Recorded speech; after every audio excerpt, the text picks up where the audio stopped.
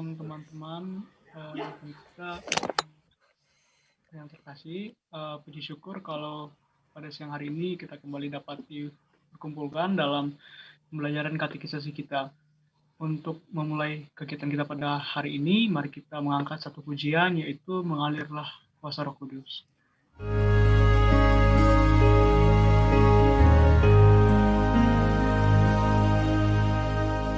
Bagaikan tanah kering yang merindukan air,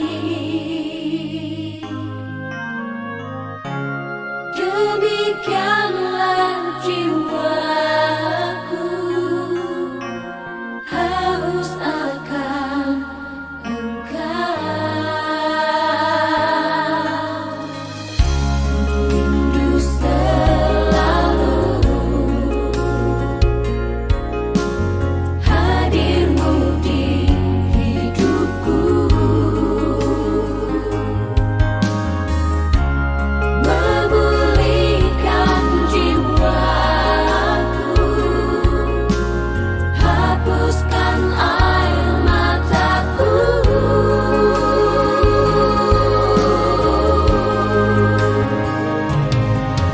Mengalirlah kuasa Roh Kudus, mengalirlah di tempat ini, mengalirlah, oh Roh Kudus, di hidupku.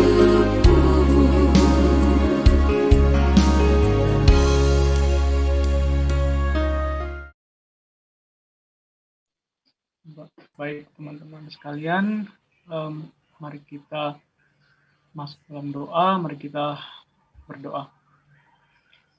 Ya Allah ya Tuhan kami, terima kasih atas segala kebaikan-Mu ya Tuhan, terima kasih atas segala pekerjaan tangan-Mu yang baik atas kehidupan kami. Engkau telah menuntun kami sepanjang segala hal yang kami kerjakan pada hari ini, dan kami bersyukur jika pada siang hari ini Engkau memberikan kami kesempatan untuk kembali kami dapat bersekutu Tuhan, khususnya dalam pembelajaran katekisasi kami Tuhan. Kiranya Tuhan Engkau berkati pembelajaran kami pada hari ini, dari awal hingga berakhirnya, supaya semuanya jadi sesuai dengan kehendak-Mu saja Tuhan. Berkati Ibu Pendeta yang akan menyampaikan firman dan materi katekisasi pada hari ini Tuhan, kiranya Engkau urapi sehingga dapat menyampaikan dengan baik, dan biarlah yang disampaikan itu tidak lalu begitu saja, tapi benar-benar dapat tertanam dalam hati dan pikiran kami untuk dapat kami kerjakan sehari-hari Tuhan. Terima kasih. Inilah doa pengucapan syukur kami. Ampunilah kesalahan dosa kami Tuhan. Dalam nama Tuhan kami, Yesus Kristus, kami berdoa mengucap syukur kepadamu. Haleluya, amin. Amin. Terima kasih Eka. Silakan kepada Ibu Pendeta. Oke, terima kasih. Ya, jam 11 lewat 10 menit kita hari ini ya. Oke, baik. Materi kita hari ini berbicara tentang Roh Kudus. Diberikan tema di materi yang ke-13, ia hadir meski telah hilang dari pandangan. Ya, ia hadir meski telah hilang dari pandangan. Nah, akan kita lihat apa sih sesungguhnya yang dimaksudkan oleh tema kita hari ini.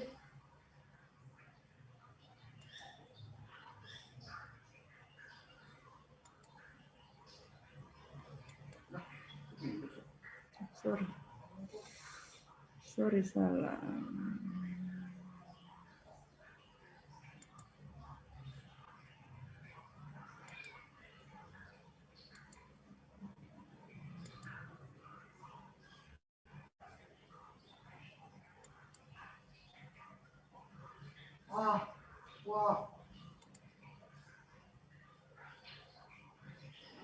Ia hadir meski telah hilang dari pandanganmu.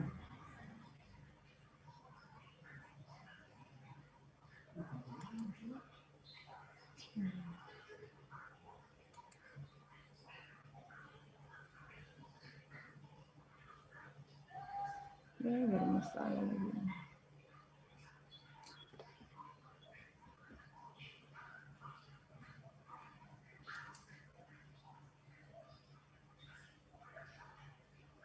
Lalu tunggu dulu. Ini dia. Oke. Kalender gerejawi mencatat peristiwa-peristiwa yang terjadi di zaman Yesus ya. Saya mulai dari situ supaya kita runtut. Kalender gerejawi mencatat peristiwa-peristiwa yang terjadi di zaman Yesus. Yang pertama adalah Advent ya. Biasa kita mendengarkan bahwa kita berada pada masa-masa Advent kan, di bulan berapa itu, Nak? Bulan berapa kita biasa merayakan Advent? Maaf, suara saya didengarkah? Halo? Ya Bu, masuk Ji. Iya, ya. Terbaca kan? Terbaca Bu. Ya, ada Advent pada masa Desember ya, ada Natal, ada Epifania, ada Prapaskah atau biasa kita lakukan dengan perayaan Hari Rabu Abu. Kemudian ada Pekan Suci. Di dalamnya Pekan Suci adalah ada Minggu Palma, Kamis Putih, Jumat Agung, Sabtu Sunyi atau Sabtu Suci biasa juga disebut Sabtu Suci, kemudian Hari Paskah atau Minggu Paskah. Nah, setelah itu kita merayakan Hari Kenaikan. Kemarin kita baru saja merayakan Hari Kenaikan ya. Hari Kenaikan baru saja kita rayakan pada dua minggu kemarin ya, minggu kemarin ya. Kemudian Pentakosta. Nah, itu serangkaian perayaan-perayaan gerejawi di zaman Yesus ya. Dan sekarang peristiwa kenaikan dalam kitab Injil dan Kisah Para Rasul itu akan kita lihat. Gimana sih peristiwa kenaikan itu? Aduh, laptopku ini lalut.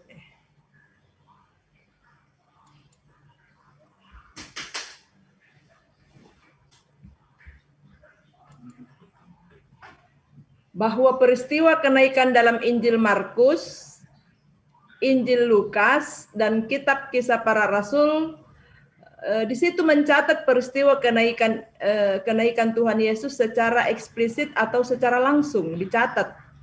Ya, di situ dinyatakan bahwa dia terangkat dan disaksikan oleh para muridnya.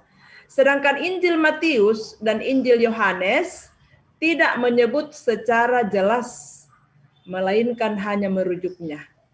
Yang pertama Ibu mau sampaikan bahwa mungkin juga kalian sudah ketahui bahwa ada 4 kitab Injil ya Nak ya, kitab Injil Matius, Markus, Lukas, Yohanes. Tetapi yang disebut dengan kitab Injil sinopsis adalah Matius, Markus, Lukas. Yohanes tidak masuk di dalam Injil sinopsis. Oke. Di sini Markus mencatat ya bahwa sesudah Tuhan Yesus menyampaikan pesan-pesan terakhir kepada murid-muridnya, terangkatlah ia ke sorga, lalu duduk di sebelah kanan Allah, dikatakan di dalam Markus 16 ayat 19. Kata kerja terangkat ini sama dengan yang digunakan dalam Kisah Para Rasul ayat 1-2.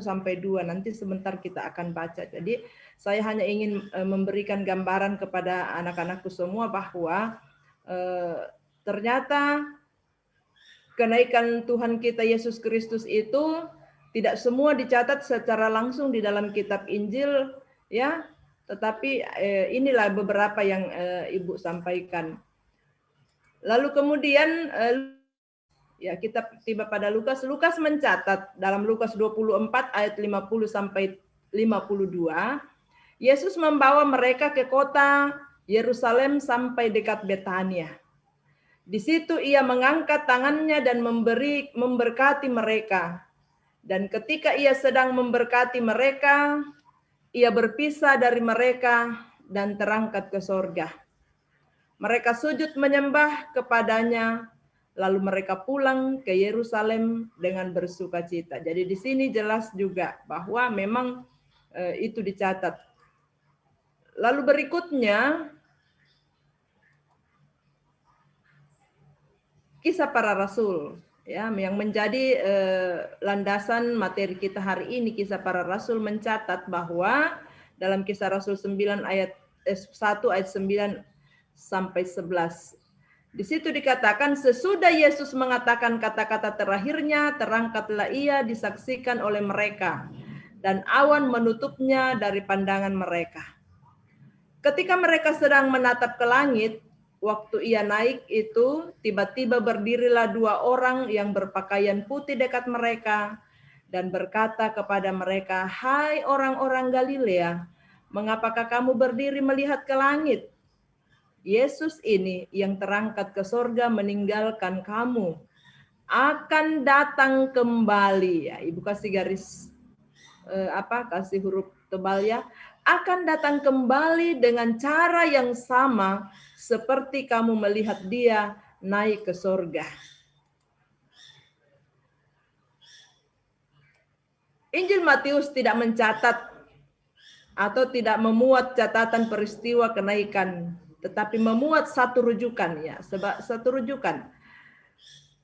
Dalam Lukas pasal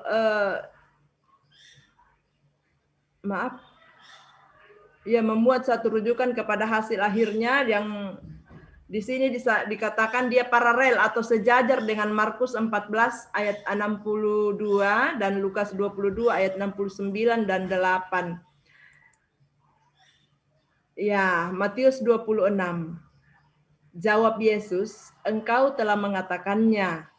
Akan tetapi aku berkata kepadamu, mulai sekarang kamu akan melihat Anak Manusia duduk di sebelah kanan yang Maha Kuasa dan datang di atas awan-awan di langit.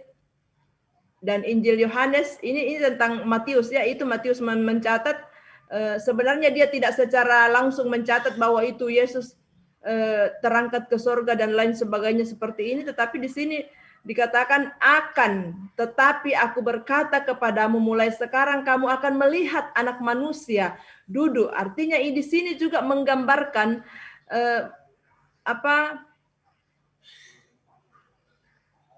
menggambarkan bahwa Anak Manusia itu akan berada di sebelah kanan yang Maha Kuasa. Lalu Injil Yohanes memuat 3 rujukan. Injil Yohanes memuat 3 rujukan singkat dalam perkataan Yesus. Yang pertama, Injil Yohanes 3 ayat 13. Dikatakan tidak ada seorang pun yang telah naik ke sorga selain daripada dia yang telah turun dari sorga, yaitu Anak Manusia. Yang kedua, rujukan Yohanes, dan bagaimanakah jikalau kamu melihat Anak Manusia naik ke tempat di mana ia sebelumnya berada? Artinya Yesus itu memang berasal dari sorga ya, dan akan kembali ke sorga. Berikut rujukan yang ketiga dari Yohanes, kata Yesus kepadanya, janganlah engkau memegang aku, sebab aku belum pergi ke Bapa. Tetapi pergilah kepada saudara-saudaraku dan katakanlah kepada mereka bahwa sekarang aku akan pergi kepada Bapa dan Bapamu. Kepada Bapakku dan Bapamu, kepada Allahku dan Allahmu. Jadi Yesus menyebut dirinya samalah dengan kita, bahwa Bapaknya Bapak kita juga, Bapak Allahnya adalah Allah kita juga. Lalu masuk pada itu tadi saya hanya memberikan gambaran bahwa ada beberapa ayat yang memang telah menyatakan, mengisahkan, menceritakan tentang kenaikan Tuhan Yesus ke sorga ya. Kita hari ini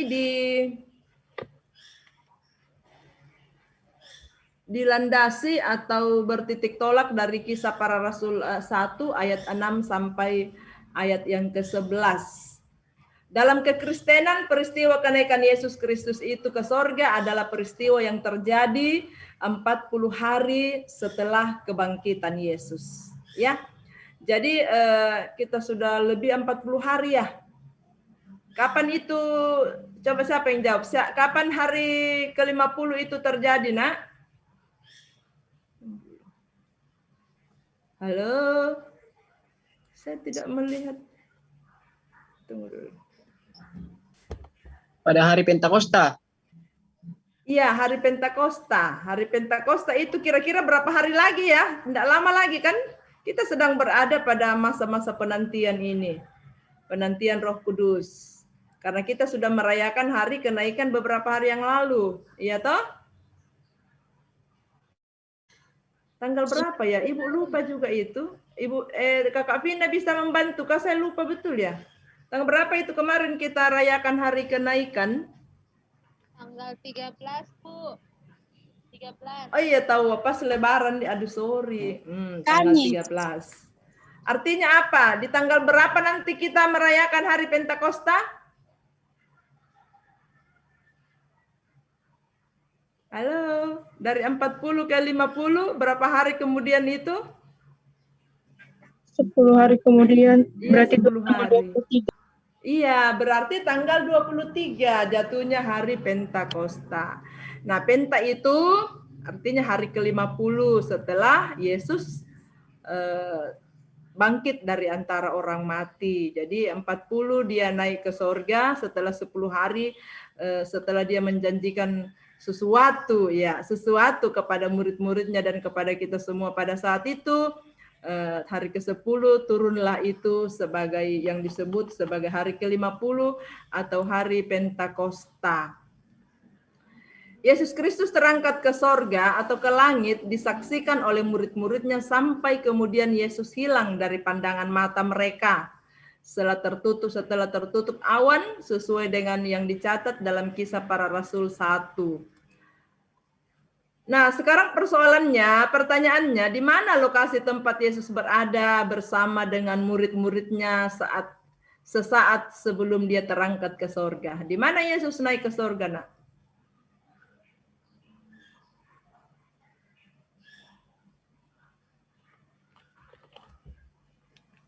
Halo?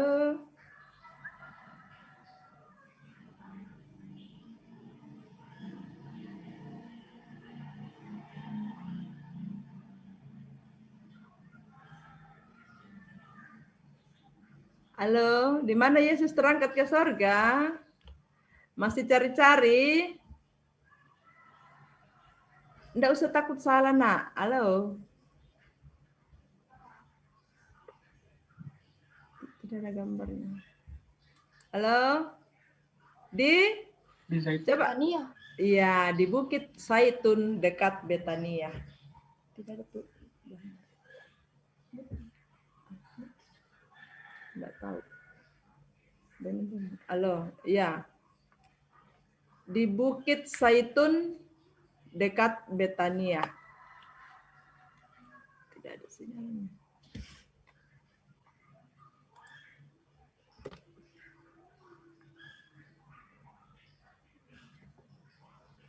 Aduh.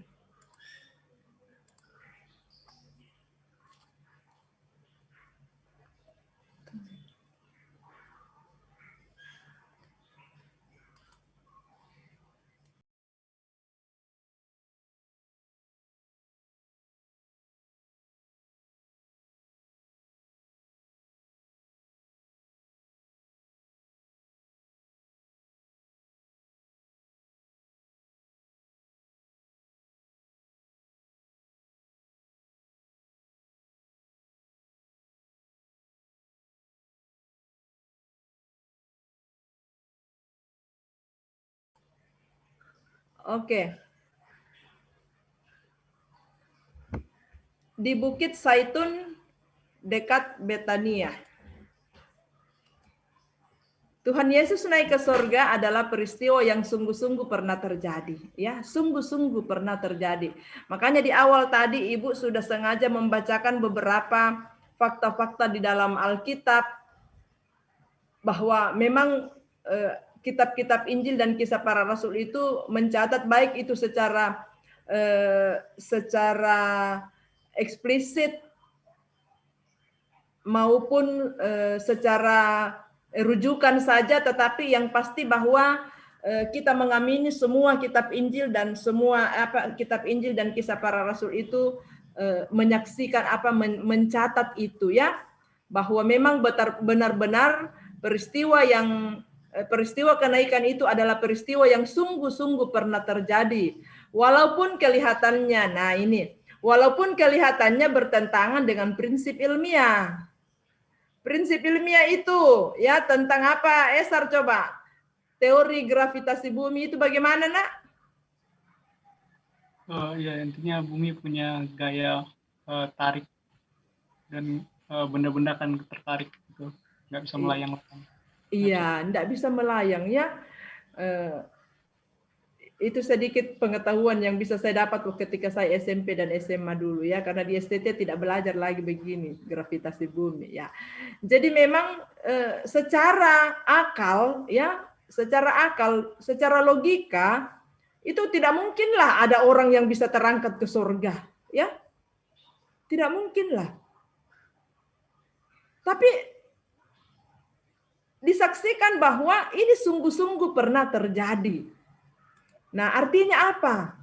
Bahwa kenaikan Yesus ke surga menunjukkan beberapa hal kepada kita bahwa Ia, ya, Ibu kasih berwarna, ya, Ia berkuasa atas alam raya ini karena Dia adalah pemegang segala kuasa di surga dan di bumi. Oke.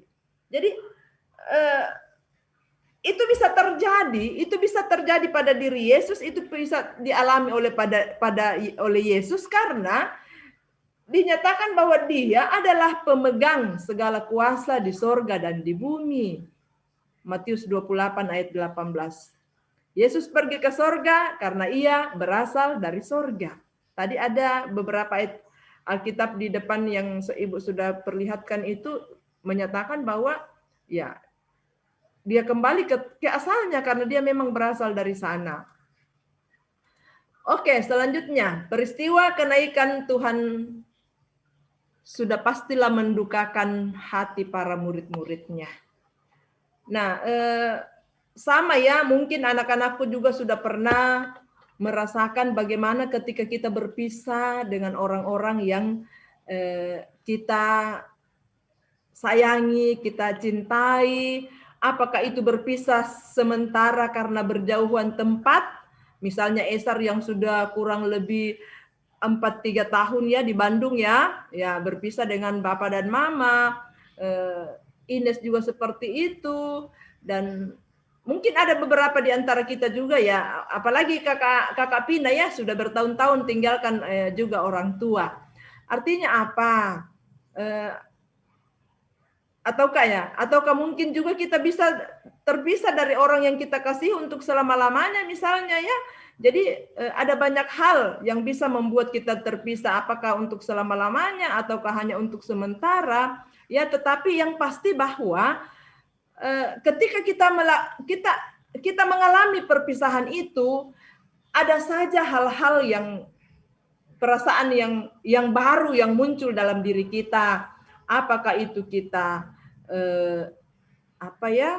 kesepian, kita kecewa, kita rindu, kita galau, ya, banyak hal yang bisa muncul dari efek dari keterpisahan itu. Jadi peristiwa kenaikan itu sudah pastilah mendukakan hati para murid-muridnya. Betapa tidak bahwa mereka baru saja dipulihkan lewat kebangkitan Yesus setelah mereka mengalami goncangan, kekecewaan akibat kematiannya. Kita tahu bahwa pada saat kematian Yesus, mungkin tadi malam sudah dibahas sama Pak Pendeta tentang bagaimana itu Yesus ketika itu mati. Bagaimana perasaan orang-orang yang ada di sekitarnya, khususnya murid-muridnya. Tentu mengalami goncangan, kekecewaan akibat kematian itu. Di mana ketika itu para murid merasa tidak punya harapan lagi sebab guru mereka ternyata pada akhirnya mati. Nah, bagaimana perasaan anak-anakku ya? Ketika ada sesuatu yang betul-betul kita harapkan, kita menggantungkan harapan kita kepadanya, lalu tiba-tiba dia hilang, tiba-tiba dia meninggal, tiba-tiba jauh daripada kita. Pasti ada perasaan-perasaan yang sepertinya kita ada yang kurang dalam diri kita, ya. Kemudian kita dapat membayangkan bagaimana perasaan murid-murid ketika itu yang tidak menduga jika Yesus akan segera naik ke surga. Dia baru-baru bangkit kok, baru 40 hari bersama-sama dengan kita, menampakkan dirinya kepada kita. Tiba-tiba dia naik lagi terangkat ke surga. Ya, sekalipun kepergiannya bukan berarti tidak meninggalkan jaminan atas murid-muridnya dan kita semua yang percaya, tetapi tetap ada jaminan, tetap ada janji, ada harapan yang diberikan oleh Yesus pada saat itu kepada murid-muridnya. Ya. Nah, apa jaminan itu dan bagaimanakah itu? Ya. Jaminan yang bagaimanakah itu? Kira-kira siapa yang bisa memberikan sedikit komentar jaminan apa yang Tuhan berikan atau sampaikan kepada murid-muridnya ketika itu, dan itu tentu akan berlaku bagi kita semua. Silakan anak. Siapa? Jessica boleh?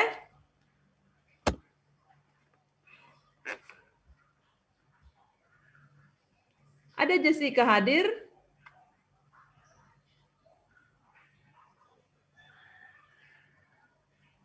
Halo. Sisko? Keselamatan. Ya, Jessica. Keselamatan ya, jaminan keselamatan. Ada lagi yang lain? Terima kasih Jessica. Ada lagi yang lain?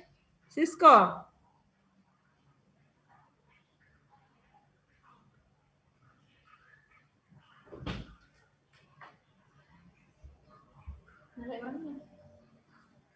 Iya.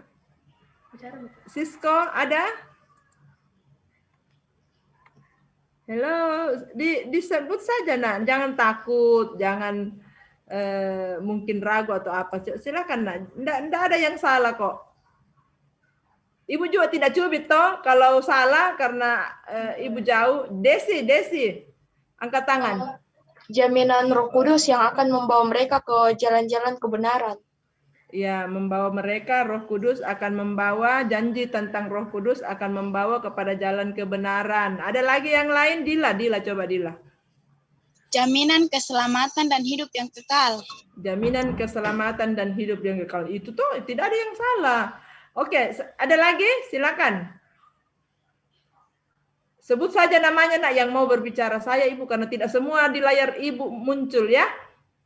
Tidak semua orang di layarnya ibu muncul. Jadi ibu harapkan kita langsung sportif saja nak. Tidak perlu lagi angkat tangan, sebut saja nama nak. Karena ini kebetulan Desi muncul di layar saya. Jadi saya lihat tangannya diangkat sama Dila. Yehezkiel coba. Apa Yehezkiel jaminan itu? Jaminan kehidupan yang kekal. Kehidupan yang kekal. Oke, mari kita lihat. Sebelum kenaikannya ke sorga, ia telah menjanjikan penolong, penghibur yang akan menyertai dan membimbing umatnya. Nah, ujung-ujungnya kalau tadi banyak yang menyebut tentang keselamatan, ya tentu ketika Tuhan menolong kita melakukan yang baik, ketika Tuhan menolong kita lewat Roh Kudus-Nya, selalu memberikan pengharapan kepada kita bahwa Tuhan adalah satu-satunya juru selamat kita. Nah tentu itu tadi yang anak-anakku banyak sebutkan, jaminan keselamatan. Ya, jadi ibu tadi katakan tidak ada yang salah, tidak usah takut nak. Kalaupun kalian katakan takut nanti ibu cubit, tidak mungkin kan ibu cubit. Ya toh, cubit online kali ya. Oke. Artinya ada janji yang menguatkan nak ya. Ada janji. ada janji yang menguatkan kepada kita semua. Jadi kenapa murid-murid waktu itu tidak larut ke dalam pencobaan, maaf kepada dalam kekecewaan, tetapi itu dilandasi karena ada janji, ya, ada janji yang bisa menguatkan mereka. Nah, kenapa mereka menjadi kuat karena janji itu, ya? Kenapa mereka menjadi kuat karena janji itu, sekalipun itu baru janji, ya biasa kan manusia katakan, apa itu janji, tinggal janji, belum tentu, ya kan? Tapi kenapa ketika murid-murid menerima janji itu menjadi kuat? Ya, menjadi kuat karena apa? Karena murid-murid mempunyai pengalaman rohani yang begitu dekat dengan Yesus. Mengalami pengalaman hidup dekat dengan Yesus dan menyaksikan bahwa apa yang Yesus katakan, apa yang Yesus sampaikan itu selalu terjadi. Jadi bukan PHP, ya, bukan PHP. Anak zaman now sekarang PHP gitu, ya. Bukan PHP, tapi memang betul-betul apa yang diungkapkan, apa yang disampaikan itu selalu terjadi, sehingga dengan sekalipun baru janji, tetapi murid-murid ketika itu tidak larut, ya, tidak berarti mereka harus larut di dalam kekecewaan, goncangan yang mereka hadapi akibat ditinggal oleh Yesus. Mereka itu betul-betul percaya kepada Yesus, ya, itu maksudnya. Mari bersama membaca Injil Yohanes, ya. Mari bersama kita membaca Injil Yohanes pasal 15. Semua buka Alkitabnya, ya. Kita bersama membaca Injil Yohanes. Yohanes pasal 14 ayat 15. Coba siapa yang mau bacakan? Ada Epi kah? Epi? Epi ada?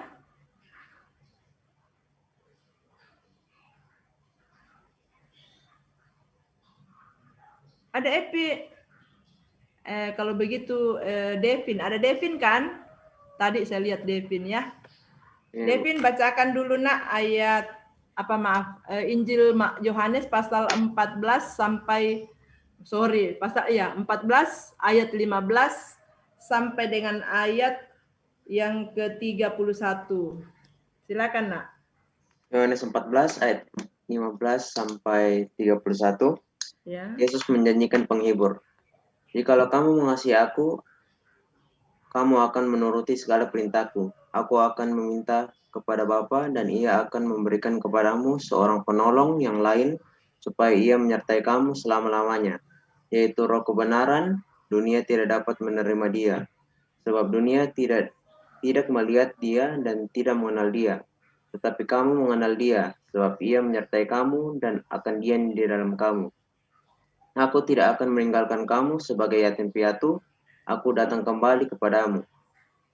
Tinggallah sesaat lagi dan dunia tidak akan melihat aku lagi, tetapi kamu melihat aku, sebab aku hidup dan kamu pun akan hidup.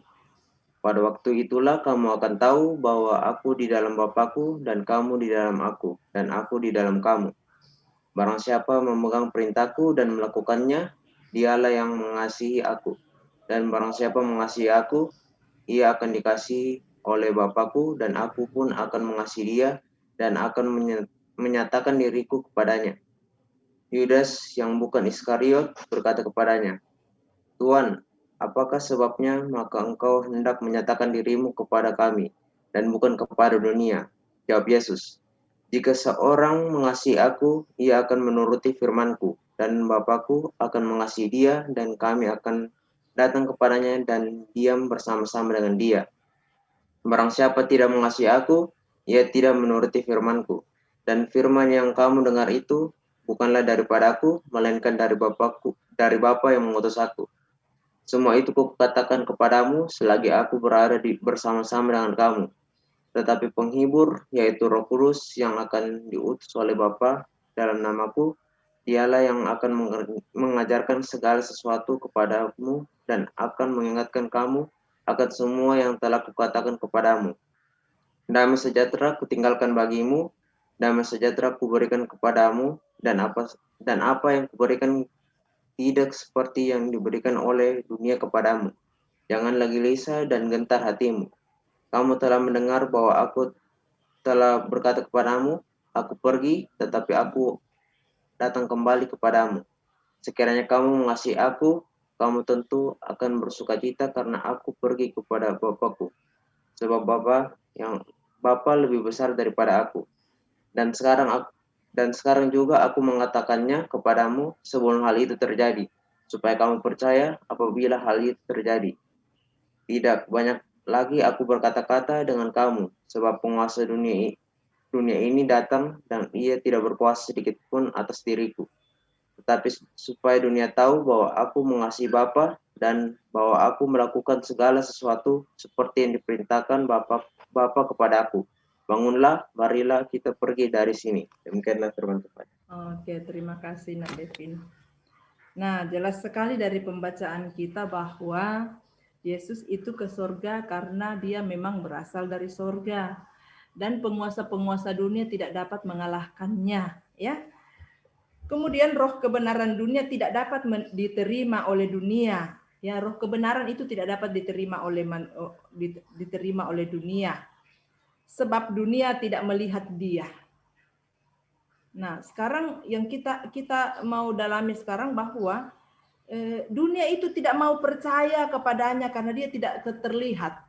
Tetapi topik kita hari ini, tema hari ini dikatakan bahwa dia hadir. Dia hadir meskipun telah hilang dari pandangan kita. Nah, pertanyaan besar bagi kita, bagaimana itu? Apa itu yang dimaksudkan itu? Ya, dunia tidak dapat menerima dia, sebab dunia tidak melihat dia dan tidak mengenal dia. Tetapi kamu mengenal dia. Nah, katanya kita mengatakan dia hadir, sekalipun kita tidak tahu, kita tidak melihat dia secara kasat mata kita, tetapi kita katakan dia hadir, ya, dia hadir karena kita mengenal dia, sebab ia menyertai kamu dan akan diam di dalam kamu.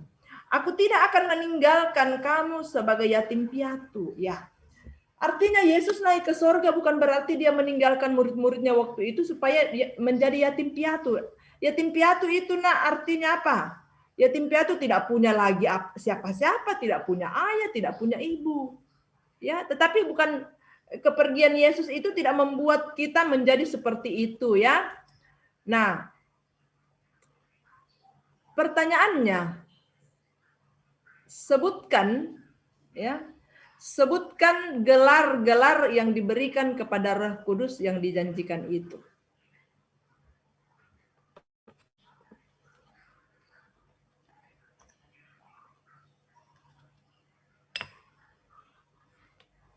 Ayo nak, silakan.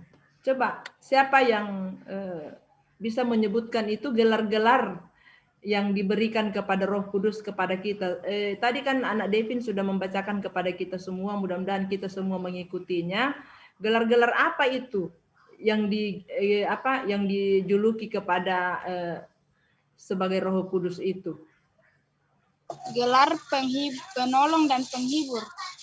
Gelar penolong dan penghibur. Di ayat mana itu terdapat, nak? Kalau yang ayat 16, aku akan minta... Maaf, siapa yang berbicara ini ya? Ibu tidak lihat sih. Dila. Dila, oh ya Dila, silakan Dila. Pada ayatnya yang ke-16, aku akan minta kepada Bapa dan ia akan memberikan kepadamu seorang penolong yang lain supaya ia menyertai kamu selama-lamanya. Ya, terus itu penolong. Terus yang lain? Di ayat mana? Penolong itu, kata penolong berada di ayat berapa, Dila? Ayat 16. Ya, terus yang penghiburnya di ayat mana? Kamu lihat di ayat mana? Ayat 25 sampai 26. Semuanya itu kukatakan kepadamu selagi aku bersama-sama dengan kamu. tetapi penghibur yaitu Roh Kudus yang akan diutus oleh Bapa dalam namaku. Dia yang akan mengerjakan segala sesuatu kepadamu dan akan mengingatkan kamu akan semua yang telah kukatakan kepadamu. Coba kita lihat ya, kita lihat bersama-sama. Penolong dan penghibur ya, ini ada kata penolong dan penghibur, itu gelar Roh Kudus di dalam pembacaan kita Yohanes 14 ayat 15 sampai 31. Nah, kemudian dalam ayat berapa Anda menemukan gelar-gelar tersebut? Tadi juga saya sudah bertanya kepada Dila dan itu sudah dijawab dengan benar. Tetapi Ibu ada salah tulis di sini, saya kira ayat 26 harusnya di sini ya, bukan ayat 17. Jadi kata penolong itu ada pada ayat 16, sementara kata penghibur itu ada pada ayat 20 berapa Dila? 26. Itu ya. Maaf, ini salah ya, ini 17, salah ketik ya. Oke. Selanjutnya, pertanyaan yang ketiga. Berdasarkan perikop di atas, Yohanes 14 tadi yang dibaca oleh Nadim, apakah yang akan dilakukan oleh Roh Kudus jika ia datang? Nah, itu. Kalau dia datang, ya ini kan baru janji di atas, ya toh? Janji, dia janji. Setelah dia datang nanti, kira-kira apa yang dilakukan?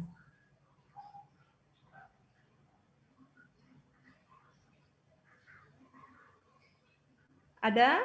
Silakan sebut namanya, Nak.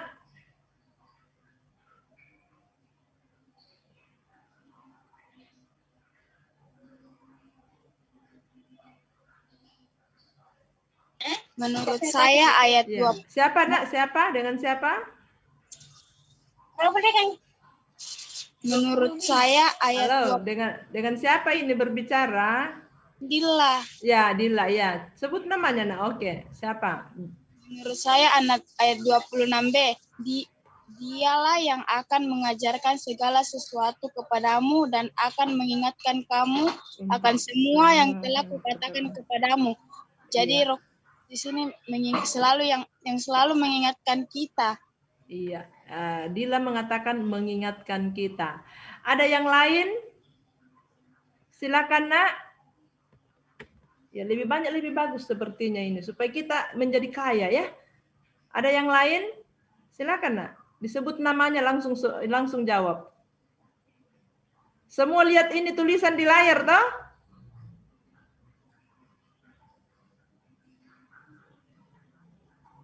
Ya, berdasarkan perikop apa yang akan dilakukan oleh Roh Kudus, Nak? Silakan.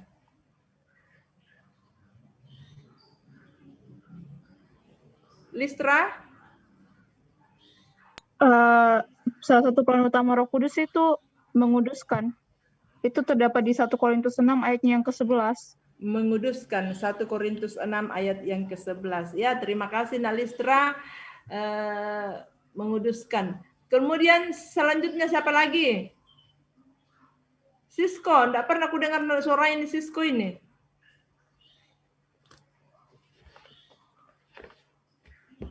Tunggu, saya ambil dulu daftar nama dah. Saya lupa tadi. Pikir-pikir ya.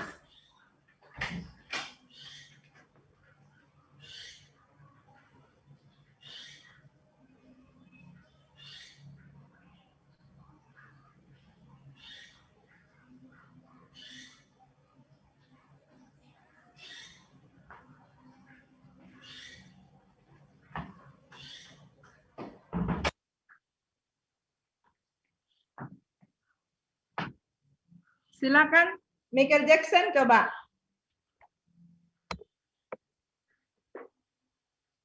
Hadir ke Michael Jackson.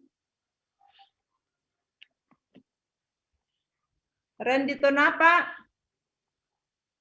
Ya, Pak, kalau memang sudah tidak ada yang bersuara lagi, kita lihat ya. Ya. Menuntun, memimpin umat Kristen agar hidup sejalan dengan kehendak Tuhan. Ya, semua yang telah menjawab tadi ini, baik itu Dila maupun Listra, itu sudah tercakup di sini. Menuntun, memimpin umat Kristen agar hidup sejalan dengan kehendak Tuhan. Ya, itu yang akan dilakukan oleh Roh Kudus ketika dia datang. Persoalan bagaimana dia menuntun kita, bagaimana dia memimpin kita, itu besok akan disampaikan, sebentar malam ya, akan dilanjutkan dengan Bapak Pendeta Joni Delima, ya. Jadi saya hanya bisa membahas tentang bagaimana ketika dia Roh Kudus datang secara umum itu, ya. Selanjutnya, bagaimana kita tahu bahwa Yesus itu hadir, ya, sedangkan kita tidak melihat dia. Ayo, bagaimana kita tahu bahwa Yesus itu hadir, tapi kita tidak melihat dia? Tadi kan dikatakan dalam pembacaan kita itu, dunia itu tidak mengenal dia. Dunia itu tidak percaya kepada dia. Kenapa dia tidak percaya dan tidak mengenal? Karena dia tidak melihat. Dia tidak mengenal, ya. Nah, sekarang bagaimana kita tahu bahwa Allah itu hadir sedangkan kita tidak melihat? Sebagaimana tema kita hari ini. Coba siapa nak? Silakan sebut namanya yang mau bersuara. Ayo nak, enggak usah malu-malu. Halo?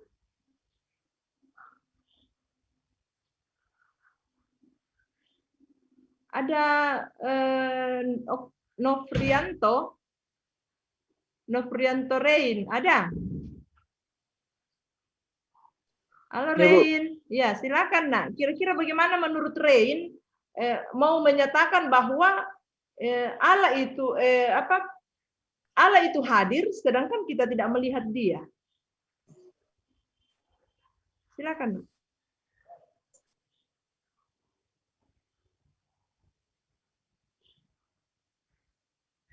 Ya, sambil Rain pikir-pikir, Ricardo coba.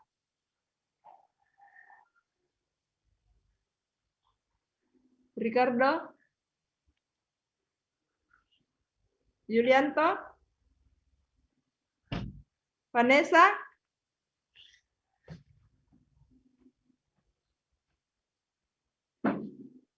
Coba kita lihat.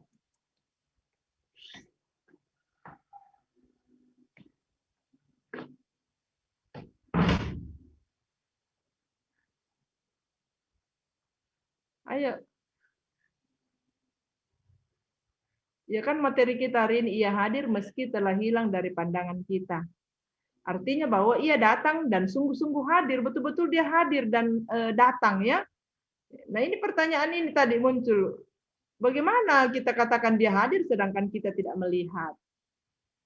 Mari bersama kita melakukan penelitian kitab para rasul, ya, Kisah Para Rasul ayat pasal 2 ayat 1. Coba semuanya buka Kisah Para Rasul. Kisah Para Rasul pasal 2, coba dibuka nak.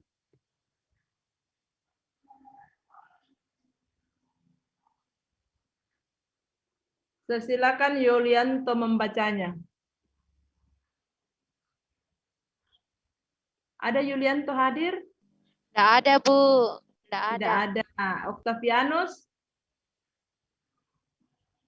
Ada, Bu. Silakan, Oke, ada, Bu. Okta. Silakan Okta, baca nak. Kisah Para Rasul 2 ayat 1 sampai 13. Iya. Pentakosta. Ketika tiba hari Pentakosta, semua orang percaya berkumpul di suatu tempat. Tiba-tiba turunlah dari langit suatu bunyi seperti tiupan angin keras yang memenuhi seluruh rumah di mana mereka duduk. Dan tampaklah kepada mereka lidah-lidah seperti nyala api yang bertebaran dan hinggap pada mereka masing-masing. Maka penuhlah mereka dengan Roh Kudus, lalu mereka mulai berkata-kata dalam bahasa-bahasa lain, seperti yang diberikan oleh Roh Kudus itu kepada mereka untuk mengatakannya. Waktu itu di Yerusalem diam orang-orang Yahudi yang saleh dari segala bangsa di bawah kolong langit. Ketika turun bunyi itu, berkerumunlah orang banyak. Mereka bingung karena mereka masing-masing mendengar rasul-rasul itu berkata-kata dalam bahasa mereka sendiri. Mereka semua tercengang-cengang dan heran. lalu berkata, "Bukankah mereka semua yang berkata-kata itu orang Galilea? Bagaimana mungkin kita masing-masing mendengar mereka berkata-kata dalam bahasa kita sendiri, yaitu bahasa yang kita pakai di negeri asal kita? Kita orang Partia, Media, Elam, penduduk Mesopotamia, Yudea, dan Kapadokia, Pontus dan Asia, Frigia dan Pamfilia, Mesir dan daerah-daerah Libya yang terdekat yang berdekatan dengan Kirene, pendatang-pendatang dari Roma, baik orang Yahudi maupun penganut agama Yahudi, orang Kreta dan orang Arab. Kita mendengar mereka berkata-kata dalam bahasa kita sendiri tentang perbuatan-perbuatan besar yang dilakukan Allah. Mereka semuanya tercengang-cengang dan sangat termangu-mangu sambil berkata seorang kepada yang lain, apakah artinya ini? Tetapi orang lain menyindir, mereka sedang mabuk oleh anggur manis. Amin. Firman Terima Tuhan. kasih. Ya, dalam ayat 2, pasal 2, Kisah Para Rasul ayat 1 sampai 13 di situ kita sudah sama-sama membaca ya, dan muncul pertanyaan bagi kita. Ya, muncul pertanyaan bagi kita. Pertanyaan pertama, menurut Anda apa saja yang menakjubkan yang terjadi? Ya, ini yang terjadi dalam peristiwa keturunan Roh Kudus. Apa saja yang menakjubkan menurut anak-anakku lewat pembacaan kita tadi ya, pada saat peristiwa keturunan Roh Kudus itu? Silakan. Apa saja yang menakjubkan? Silakan, Nak. Disebutkan saja namanya, langsung buka mic-nya berbicara ya.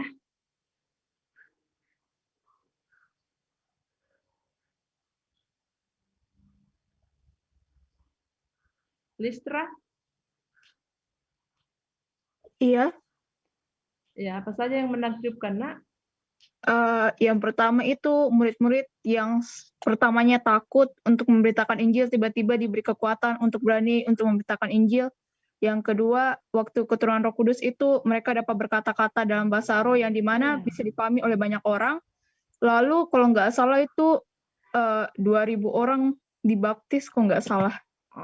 Oke, terima kasih, Nah Listra. Kalau Devin, ada lagi tambahan? Saya kira sama ya, Bu. Sama ya. Kemudian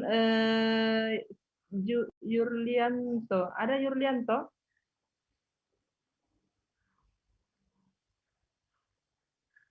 Ada ya? Tidak ada.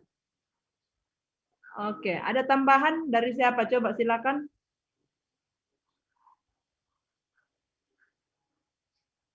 Ada tambahan dari Jessica?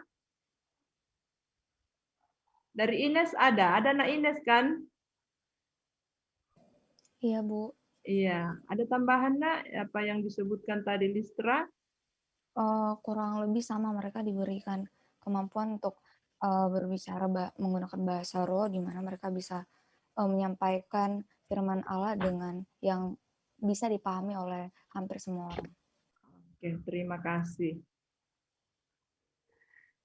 Ya, sesuai dengan pembacaan kita tadi, menurut Anda apa saja yang menakjubkan? Yang pertama itu selain yang sudah disebutkan oleh Listra dan Ines, ada bunyi seperti tiupan yang keras yang berasal dari langit, ya.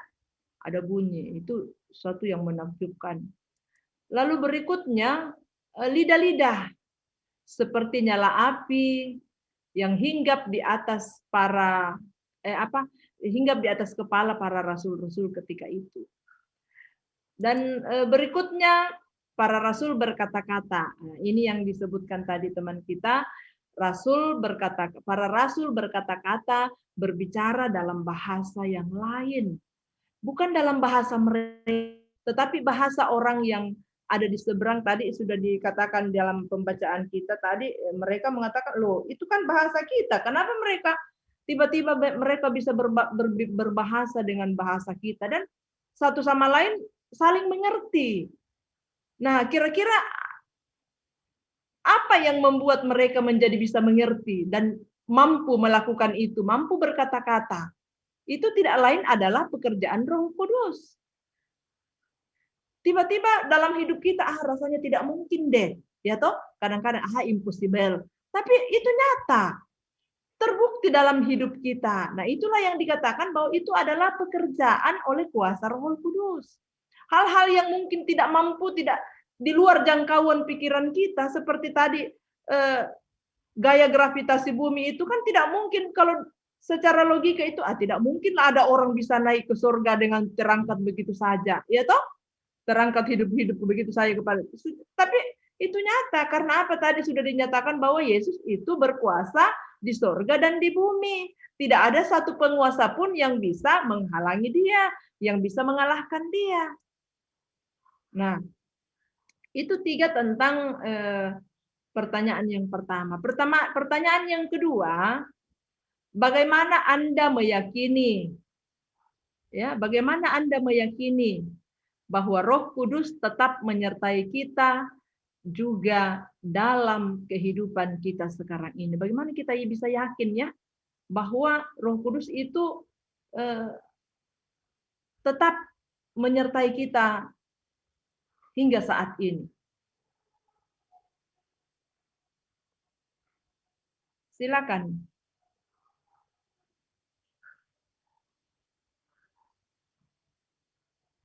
Francisco, ada ya?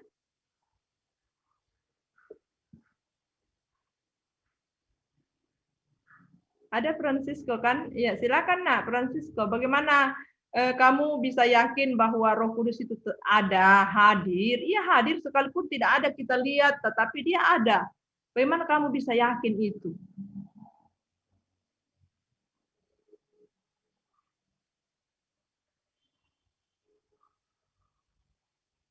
Kalau Devin, bagaimana kamu bisa yakin, Nak?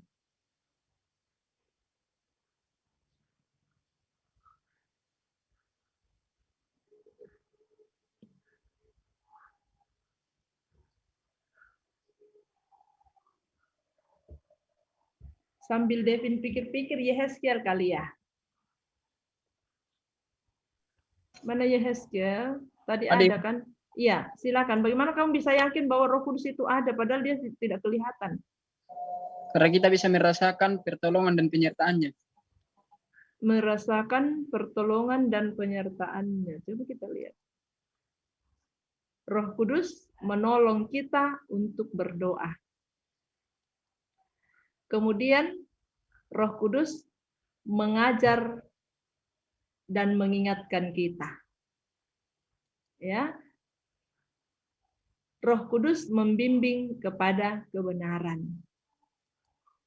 Roh Kudus membuat hidup kita menghasilkan buah. Nah, tadi menolong kita untuk berdoa itu kita anak-anakku bisa baca di dalam, bisa dicatat, bisa juga difoto di dalam Roma pasal 8 ayat 26 sampai 27. Peran Roh Kudus sebagai pengajar dan pengingat itu di dalam Yohanes 14. Roh Kudus membimbing kepada kebenaran itu dalam Yohanes 16. Roh Kudus membuat hidup kita menghasilkan buah itu dalam Galatia. Ada yang sudah hafal Galatia 5? Tentang apa di sini, Nak? Apa menceritakan tentang apa Galatia 5? Coba siapa yang bisa sebutkan? Apa tentang apa? Berbicara tentang apa di Galatia 5 ini? Ini sudah lazim sekali ini sebenarnya pelajaran di SMP SMA. Buah roh. Buah roh. Ya, Listra itu kan? Siapa itu yang menjawab? Saya lupa. Saya tidak lihat orangnya. Siapa yang menjawab tadi? Saya, Bu. Siapa namanya, Nak? Saya tidak lihat. Listra, Bu. Listra, ya, Listra. Ya, Galatia 5 ayat 22 sampai 23. Ini juga sama dengan kemarin 10 hukum. Sekalipun Ibu tidak akan meminta kamu berdiri satu-satu untuk menghafalkan, tetapi Ibu sangat-sangat mengharapkan supaya ini dihafal, Nak. Ya, buah-buah roh, ada berapa buah-buah roh itu? Berapa? Ada berapa, Devin?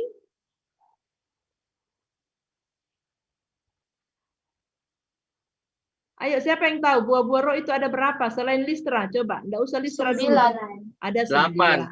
9. Ada 9 nak buah-buah roh itu. Jadi tadi itu yang kembali Ibu sampaikan, tolong ini dihafal nak, sama dengan sudah 2 tugasnya ya, tugas mandiri maksud saya, tugas mandiri. Tidak perlu Ibu kasih nilai 8 atau 10 atau berapa. Ini tugas mandiri, kesadaran kalian nak dihafal 10 hukum dengan ini ya. Kemudian kita lanjutkan, Roh Kudus memberi kekuatan dan penghibur kepada kita. Ya. Kenapa kita bisa mampu berpisah dengan orang tua kita menjadi yang bisa terpisah jauh, tinggalnya misalnya tadi Esther saya contohkan dia di Bandung, orang tua di sini, Ines dia di mana Ines ya? Surabaya kah apa? Surabaya. Iya, Surabaya. Iya, Surabaya, orang tua di sini dengan kondisi kita mereka masing-masing dan keberadaan kita masing-masing. Apa yang memampukan itu sehingga kita bisa menjalani itu, kita bisa melalui itu, kita bisa mengalami itu semata-mata itu karena ada kekuatan yang Tuhan berikan kepada kita lewat Roh Kudus.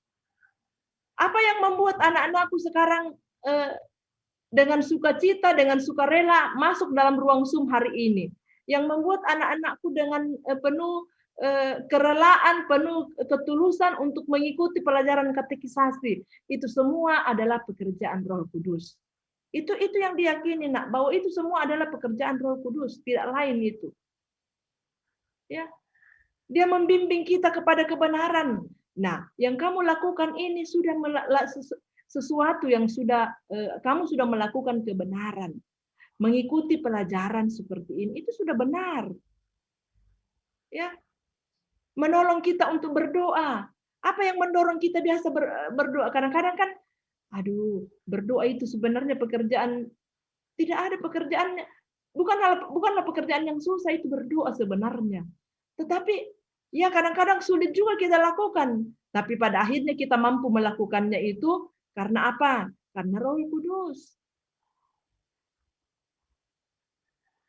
Roh Kudus yang membuat kita menjadi mengerti dengan sesuatu. Roh Kudus yang membuat kita mengingat sesuatu.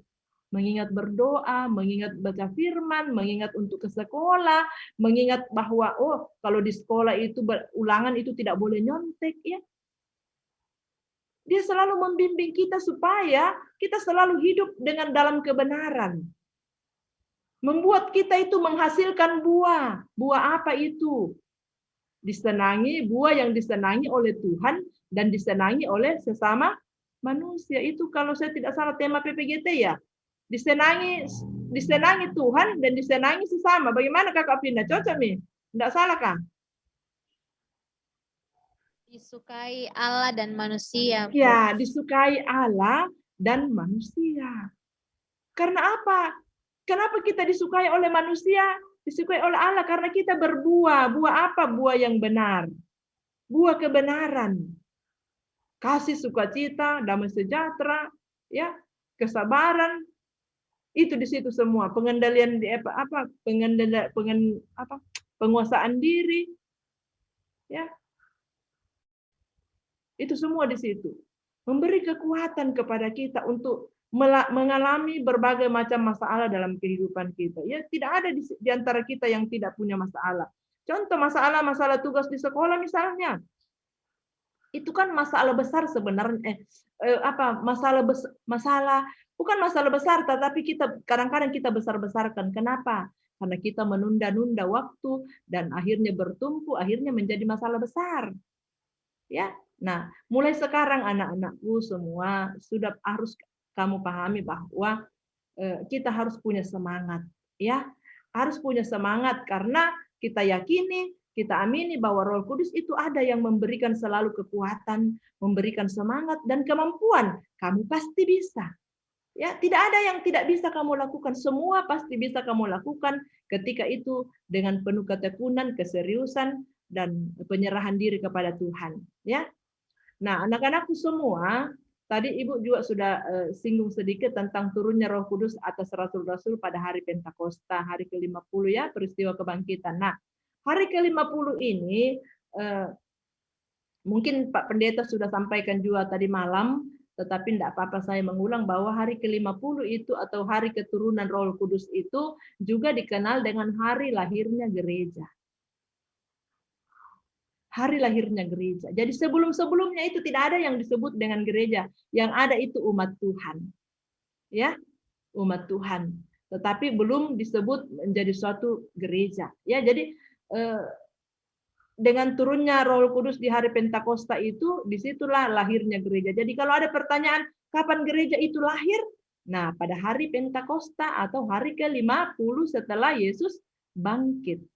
Ya, itu merupakan sebuah pembuktian Tuhan Yesus kepada Rasul bahwa Ia tidak akan meninggalkan mereka.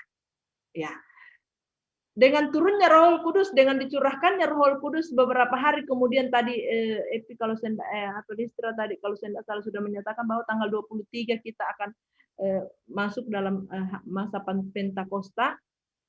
Ya, dengan Pentakosta itu menyatakan bahwa Yesus itu sebenarnya tidak meninggalkan kita, tidak meninggalkan mereka pada saat itu. Semangat para rasul dalam mewartakan ajaran Yesus yang melemahkan akibat dari wafatnya, Yesus di kayu salib berubah setelah turunnya Roh Kudus atas mereka. Jadi semangat mereka itu menjadi berubah kembali, aura semangat mereka menjadi muncul kembali ketika Yesus itu turun dengan Roh Kudus di atas mereka. Bahkan kuasa Roh Kudus itu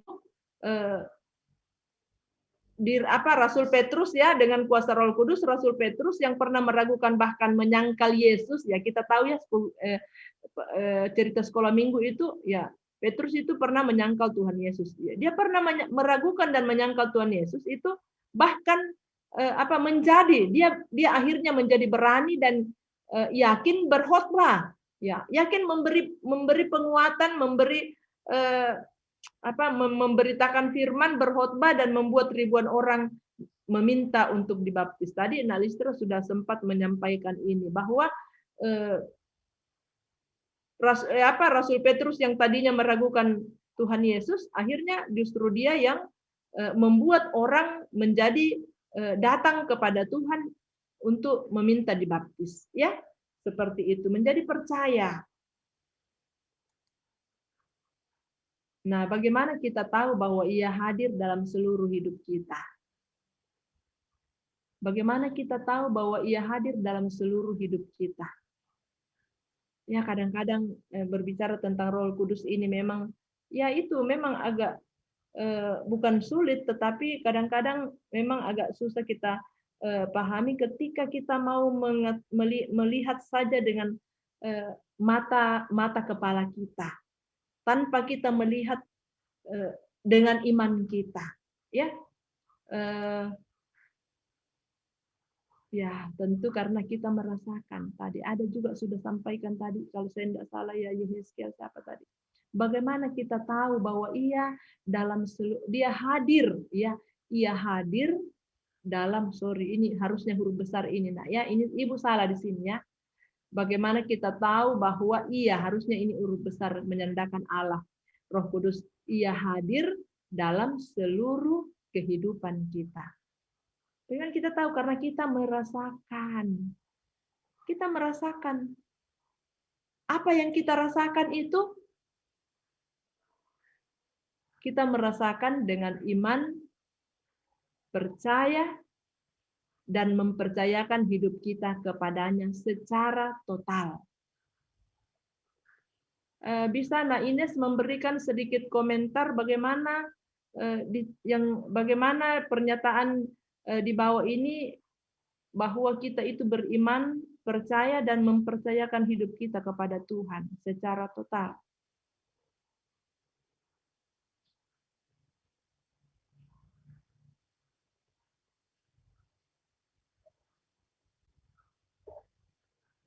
Halo, masih ada Nak Ines? Iya. Ya, silakan Nak.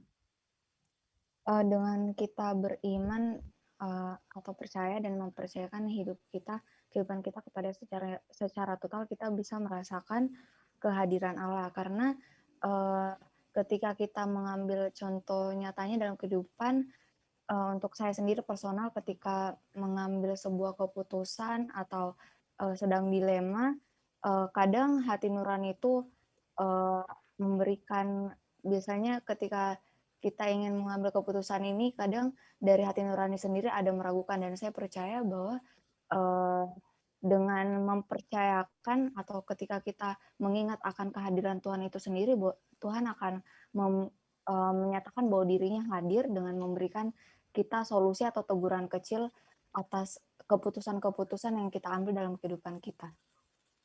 Iya, terima kasih. Diyakini oleh Nak Ines bahwa dalam kondisi-kondisi sesulit apapun, khususnya dalam pengambilan keputusan itu, dia selalu ada dan hadir memberikan solusi ya Nak ya. Terima kasih Nak Ines. Ada lagi dari siapa lagi yang bisa memberikan komentar dengan ini? Ditambahkan dari yang dari Nak Ines tadi. Esar kali ya? Silakan Nak. Ya mungkin mempercayakan kehidupan kita secara total ya, itu sangat saya rasakan juga ya, bahwa kadang-kadang itu dalam hidup ini kita dihadapkan kepada persoalan-persoalan yang memang kalau kita mengandalkan kekuatan sendiri itu nggak akan bisa kita nggak akan bisa melalui itu. Tuhan memang mungkin memberikanlah persoalan-persoalan itu agar kita benar-benar melihat gitu bahwa kita tidak dapat berjalan sendiri dalam segala kehidupan kita, bahwa kita sangat perlu pertolongan Tuhan dan pertolongan Roh Kudus dalam kehidupan kita. Jadi sebagai orang percaya kita tidak mungkin bisa hidup tanpa pertolongan Tuhan, tanpa penyertaan Tuhan, tapi kita harus menyerahkan seluruh kehidupan kita kepada Tuhan dan sepenuhnya percaya kepada Dia. Oke, ya terima kasih bahwa saya bisa tangkap dari Naesar bahwa kadang-kadang dalam kehidupan tersulit kita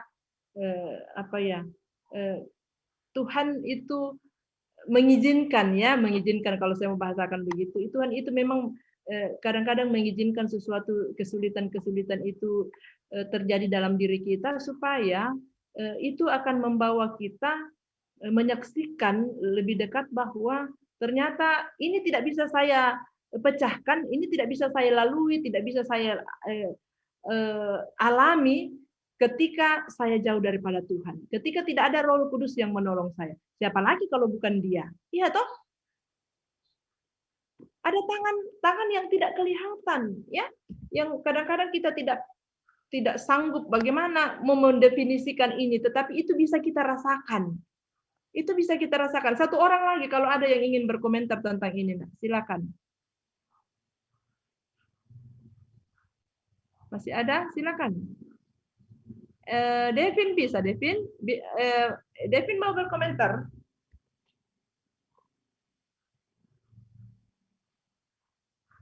Halo, Devin.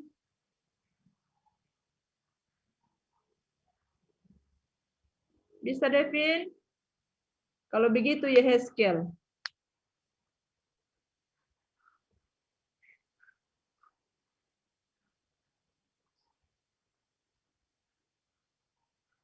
Bagaimana, Francisco? Bisa? Ayo, Nak. Kue gondrong. Ini nakatawai ko sar gondrong. Cepat mo ko Hah? Bagaimana? Ya, oke lah kalau begitu kita lanjut ya, bahwa tadi Nak Ines sama Nak Esar sudah memberikan masukan bagi kita semua, memperkaya kita semua bahwa ujung-ujungnya berbicara tentang kehadiran Allah dengan melalui Roh Kudus-Nya itu satu-satunya adalah dengan beriman, percaya dan mempercayakan diri. Kenapa saya kasih tulis merah beriman atau percaya dengan mempercayakan diri ini? Kadang-kadang ya kita hanya percaya, kita hanya beriman kepada Tuhan. Oh iya, Tuhan itu maha kuasa, Tuhan itu Maha Pengasih. Tuhan itu tidak ada yang bisa mengalahkan Dia. Tuhan itu mampu melakukan semuanya. Tuhan itu tidak ada penguasa dunia di sini yang bisa mengalahkan Dia. Dia berasal dari surga dan semuanya. Kita percaya, itu percaya kita kadang-kadangnya Tuhan itu bangkit dan mati dan bangkit dan seterusnya.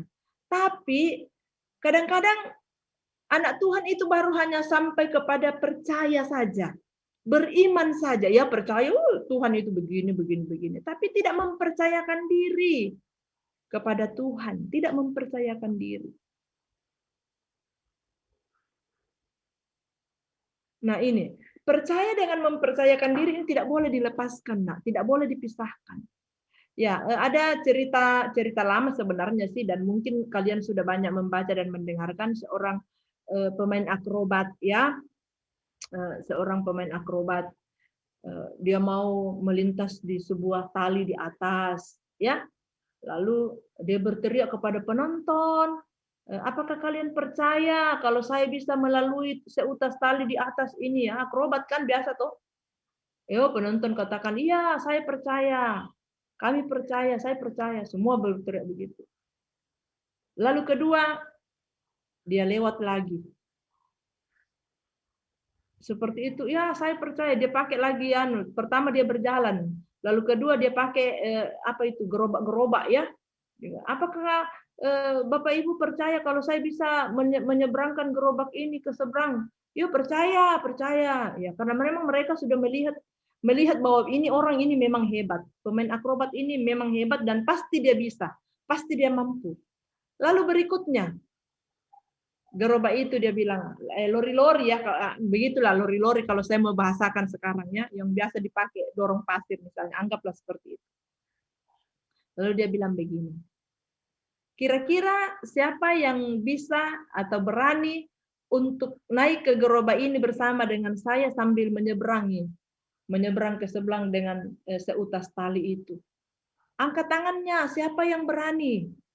Ikut bersama dengan saya, berjalan bersama dengan saya di atas tali ini. Wah, tidak ada penonton yang berani. Tidak ada penonton yang berani bilang, saya Bu, saya Pak. Enggak, tidak ada. Semua pada takut. Tapi ada seorang anak, langsung kemudian dia berdiri.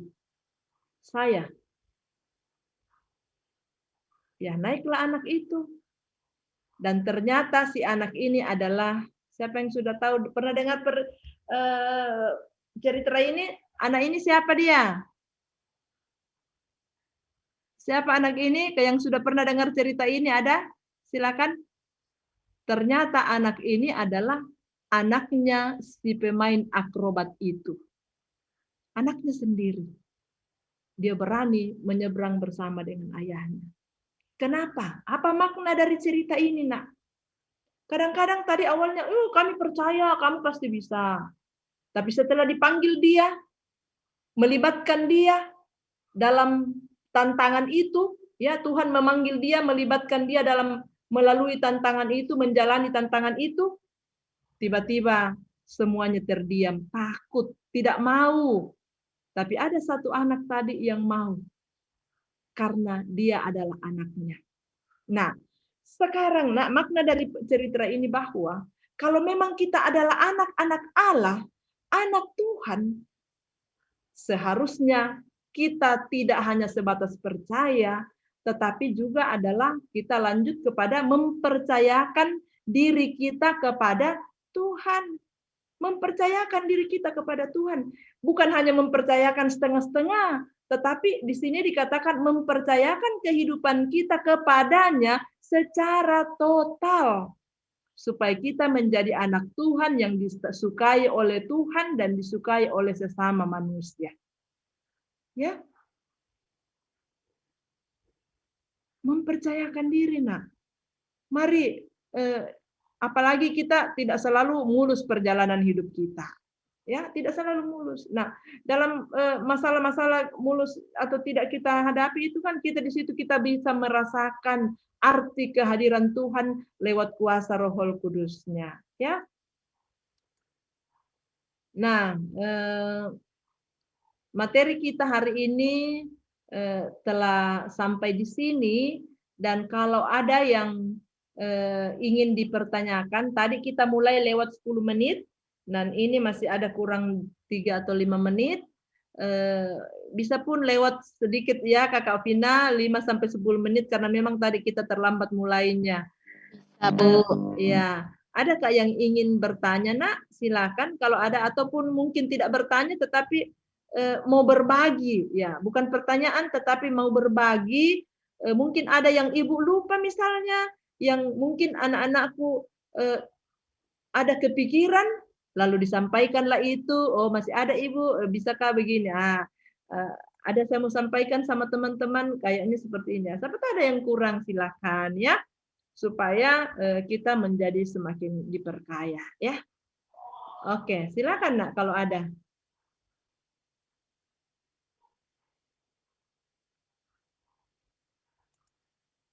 Saya tadi bilang waktu pernyataan itu sebenarnya kalau nggak salah 2000, sebenarnya yang dibaptis pada waktu hari itu 3.000. adalah 3.000 orang. Iya, Iya. iya. Salah waktu saya cek tadi. Ya, 3.000 Nak ya. Ya, enggak apa-apa. Tapi kan tadi juga Nak Listra bilang kalau enggak salah ya toh, jadi tidak memastikan juga kan ya Nak ya. Sorry. Terima kasih sudah mengingatkan Ibu juga, tadi Ibu sudah sampaikan juga itu, tetapi tidak menyebutkan nominalnya berapa ya. Ya, 3.000 ya. Oke, terima kasih Nak Listra. Ada lagi ya yang seperti ini yang Nak Listra lakukan ini. Siapa tahu ada yang mungkin masih tertinggal, supaya kita sama-sama bisa memperbaiki. Roh Kudus menolong dan memberkati kita semua, Nak. Jadi jangan kita takut dengan ragu dengan kehidupan yang serba sulit sekarang ini ya, apalagi kita ini anak sekolah yang ya serba ya. Ada juga sih yang senang sebenarnya dengan sekolah online, tapi ada juga masalah yang muncul ketika kita sekolah online. Apalagi juga kami sebagai guru, ya banyak juga masalah dengan online ini sebenarnya, tapi ya kita mau apa? Semuanya sudah seperti Esther tadi dengan Ines katakan, bahwa kadang-kadang memang Tuhan itu mengizinkan sesuatu kesulitan-kesulitan itu, masalah itu muncul, supaya kita lebih mengintrospeksi diri, supaya kita lebih menghayati, supaya kita lebih menikmati karya Tuhan Yesus itu dalam diri kita lewat Roh Kudusnya ya. Oke, tidak adakah yang ingin bertanya, Nak? Saya stop share dulu. Oke, ada yang ingin bertanya silakan, supaya mukanya saya lihat semua ini. Aduh, ganteng dan cantik semua ini. Kakak Isa tidak ikut ya? Lagi menghitung, Bu, di belakang. Tugas majelis gereja ya? Ya, Bu. Iya, ada yang ingin diseringkan, Nak? Silakan, jangan disimpan-simpan. Devin, adakah yang ingin diseringkan? Ines, ada Ines yang ingin ditambahkan buat kita hari ini?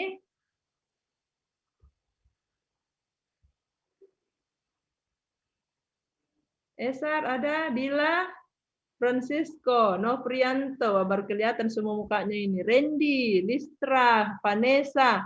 Ini Vanessa tidak pernah saya dengar suaranya tadi ya? Atau ada bersuara, Nak? Ada tadi Vanessa bersuara, sepertinya enggak deh. Ya. Oke, nantilah pertemuan berikut ya. Oke, tidak ada lagi yang ingin disampaikan, Nak? Kalau sudah tidak ada, ya waktu kita sudah pas 12:30. Kalau memang sudah tidak ada, sebenarnya kita masih diberi waktu 10 menit sama Kakak Vina, karena memang waktunya kita tadi terlambat mulai ya. Saya beri kesempatan untuk bertanya, memberi masukan lah dan sebagainya. Tetapi kalau sudah tidak ada, saya waktu ini saya kembalikan kepada Kakak Vina. Oke, kalau sudah tidak ada yang bertanya, ya terima kasih kepada Ibu Pendeta yang sudah memberikan materi, banyak hal yang perlu kita dapatkan pada siang hari ini. Ya, kiranya itu semua dapat kita simpan dalam pikiran kita dan menjadi pedoman dalam kehidupan kita. Ya, sebelum ditutup doa oleh Adik Devin, Ya, saya menginfokan bahwa jangan lupa sebentar malam kita ikut semua, diharuskan ikut karena ini materinya dari Bapak, sebenarnya dari Bapak Pendeta Joni, tapi dia tukar dengan Pendeta siapa? Ya, Pendeta Yonantadius dari Toraja. Ini sebenarnya materi ini tidak ada dalam buku kita yang kita pakai melangkah dengan pasti, tapi yang ini tambahan buat kita anak-anak muda. Apakah bunuh diri itu dibenarkan oleh Allah? Ya, nanti Ibu Lustin juga bisa ikut ya. Nanti saya kirimkan linknya ya, Bu, sama Bapak. Jam berapa itu? Jam 7 malam, Bu. Ya, mudah-mudahan sudah selesai ibadah karena saya mau ibadah sore sebentar Oh iya, ya. iya. Nggak apa-apa lambat Ya, nanti kirim masuk saja ya. linknya. Iya, Ya. oke, Bu. Oke, yang tutup kita pada siang hari ini, Devin, angkat satu pujian, Dek. Silakan. Sebelum kita menutup pembelajaran katekisasi kita pada hari ini, mari kita mengangkat satu pujian, yaitu Selidiki Aku.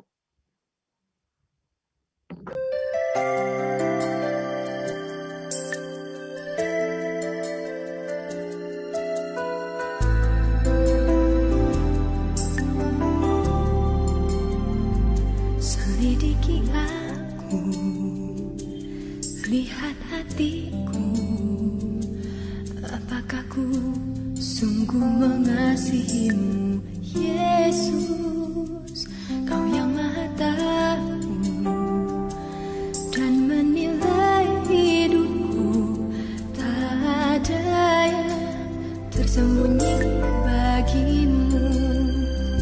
Selidiki aku, lihat hatiku, apakah ku sungguh mengasihimu, Yesus, Kau yang Maha Tahu dan menilai hidupku, tak ada yang tersembunyi bagimu. Lah ku lihat kebaikan-Mu yang tak pernah habis di hidupku.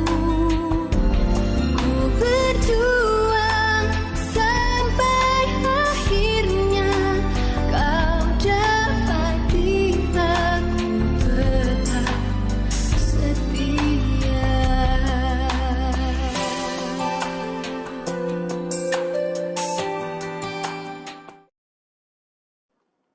Mari kita berdoa. Ya Tuhan, Allah Bapa kami yang ada di surga, ya Tuhan, terima kasih Kau telah menyertai ibadat pembelajaran katekisasi kita pada siang hari ini, Tuhan, dari awal pertengahan hingga akhirnya, ya Tuhan. Dan berkatilah juga Ibu Pendeta yang telah mengajar kami, kiranya pembelajaran yang telah kami dengarkan tadi, ya Tuhan, kiranya dapat kami aplikasikan dalam kehidupan kami sehari-hari, dan dapat kami tanamkan dalam hati kami dengan baik, ya Tuhan.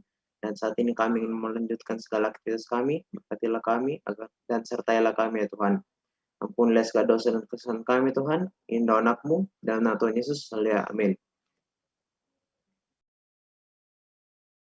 Terima kasih atas kehadiran anak-anakku semua, atas partisipasinya yang aktif ya, yang luar biasa begitu aktif dalam pembelajaran. Terima kasih, Tuhan Yesus memberkati kita semua. Amin. Ya, sebelum live, kita ambil gambar dulu, Bu, ya. Ya, saya hitung ya. Siap semuanya. Mana ya? Rambutmu Sisko, kasih dana kepalamu, Dek. Nah. 1, 2, 3. Oke.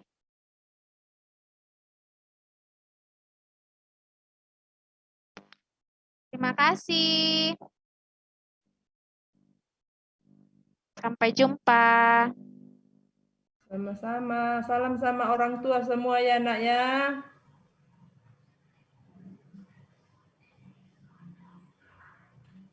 Terima kasih. Ya.